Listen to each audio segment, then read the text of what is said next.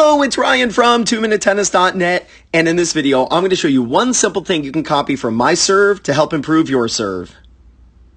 So first, I'm going to let you watch my serve 5 times in a row.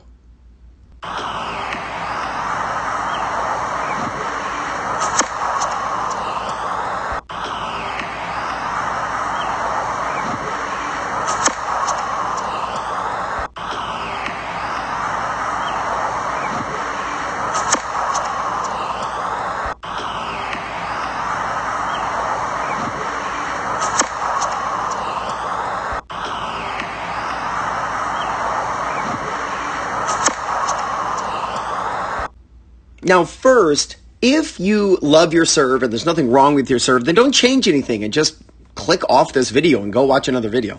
But if you're struggling with your serve, especially serve speed and maybe even the motion where you're going into the waiter's tray, this position right here will do you some wonders. This position where the tip of my racket is pointing off to the right of the camera. You can see my elbow is pointing back, tip of the racket pointing over to the right of the camera, strings pointing down, and I could take a ball and place it in the throat of the racket. If more recreational players got into this position, then the waiter's tray serve would be basically eliminated. Like coaches wouldn't see it anymore from their students. When you go across your feet, even if you have more of an abbreviated motion, almost like a gasquet, where the racket kind of stays up and doesn't go across the feet, when you start bringing your racket up, try having the racket stay on the chest side of your body.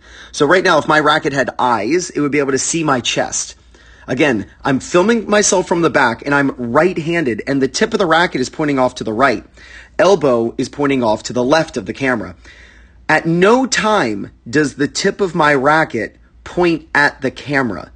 I'm not saying that that's wrong per se, because you look at an Ash Barty, the tip of her racket will point straight at the back fence, and I love her service motion.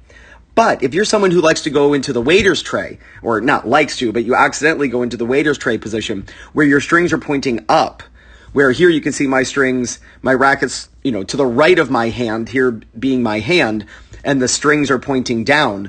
If you get into the waiter's tray position where the strings are facing up, you can't make a circular swing. Look how my racket goes like this. Watch how my racket travels. It draws a circle. You want that circular swing. That's how you gain racket speed. There's literally 360 degrees of movement based on the racket coming in over the head and the elbow coming forward. It just draws a circle. That's how you can gain speed.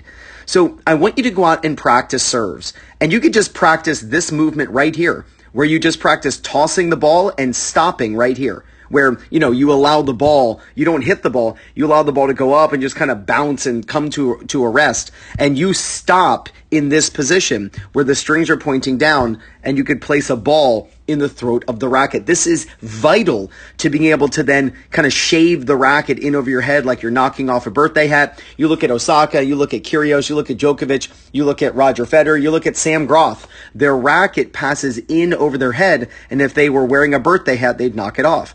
So practice this movement right here, where the tip of the racket does not point at the back fence, but rather if you're right-handed, the tip of the racket, as the racket comes up, the tip of the racket points off to the right of the camera. That's when the racket then passes in over the head and you can hit a really big serve. So watch it again, watch it in slow motion twice, and then watch it in regular speed again twice. And watch how when my racket comes up, the tip of the racket never faces the back camera.